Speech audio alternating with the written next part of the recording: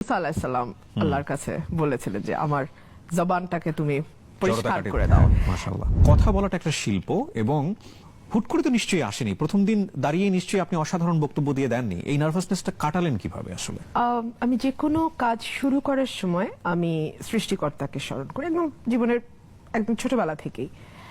আমি একটা দোয়া পড়ি সাধারণত স্পিকিং এ গেলে, রব্বিশ রাহলি সাদরি ওয়া ইয়াসসিরলি আমরি ওয়াহলুল উকতাদাম মিন লিসানি ইয়াফকাহু কাওলি। মাশাআল্লাহ, এটা মুসা আলাইহিস সালাম আল্লাহর কাছে বলেছিলেন যে আমার জবানটাকে তুমি পরিষ্কার করে দাও, মানুষকে যাতে আমি কানেক্ট করতে পারি।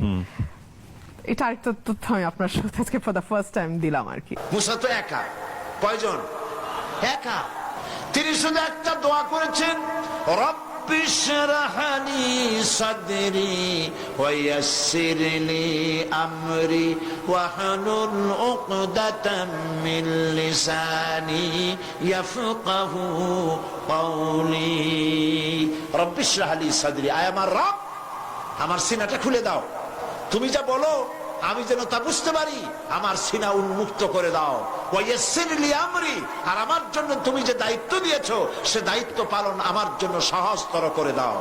আর আমার কথায় উচ্চারণে একটু অসুবিধা হয়, আমি যা বলি তা যেন মানুষ বোঝে, আমার বর্ণনা ভঙ্গি তুমি সেভাবে করে দিও। সুবহানাল্লাহ। দোয়া কবুল হয়েছে না হয়নি? নবীর দোয়া কবুল হবে না হবে কার দোয়া? দোয়া কবুল।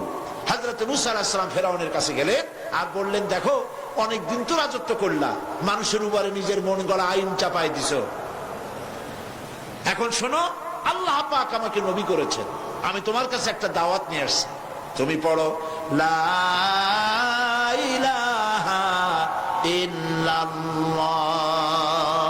মুসা আলাইহিস সালামকে আল্লাহ পাক নবুয়ত দিলেন।